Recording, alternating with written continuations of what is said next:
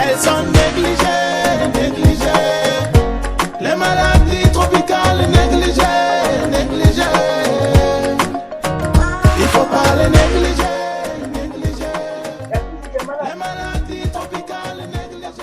La santé, on ne peut pas chômer. En sortant, quand vous avez fini vos études, vous allez, oui, il n'y a pas de boulot, c'est fait pour vous aujourd'hui. Vous allez poser toutes les questions vraiment idoines qui vous intéressent. Nous sommes aujourd'hui à l'occasion de la journée mondiale des maladies tropicales négligées. Entendez maladies tropicales négligées. C'est des maladies qui sont vraiment rurales, qui sont en profondeur dans nos villages, qui atteignent les populations qui sont vraiment démunies et pauvres. Et aujourd'hui, c'est une occasion de faire des expositions par rapport au dépistage de ces maladies-là. Après le bilan biologique, si les patients viennent chez vous, ils sont obligés de payer quelque chose pour obtenir ces médicaments. À commencer par le dépistage, il est gratuit. Oui. Le traitement, elle est gratuite.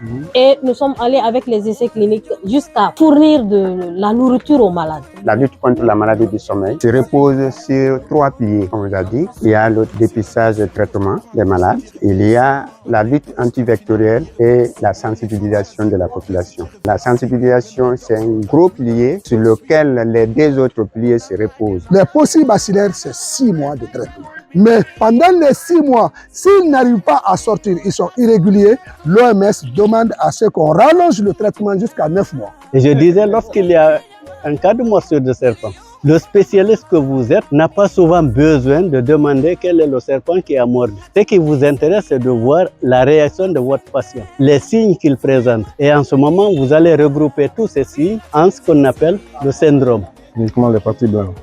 Pour voilà. La dentition de la petite, le retour de la joie. Elle a le talent. Ouais. Il faut pas les négliger.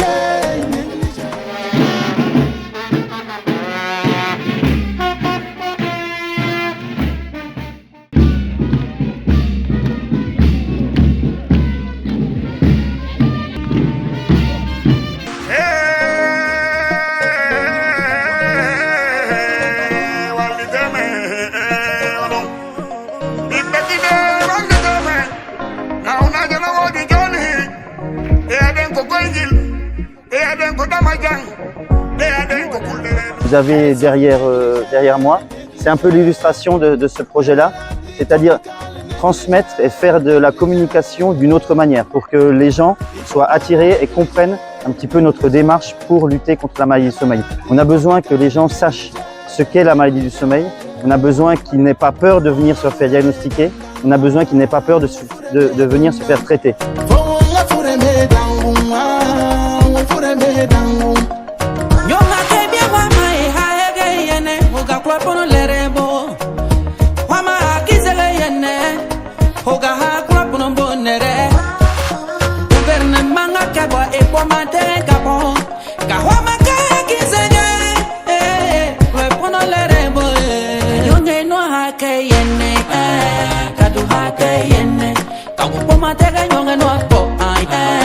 Kadu hake yenne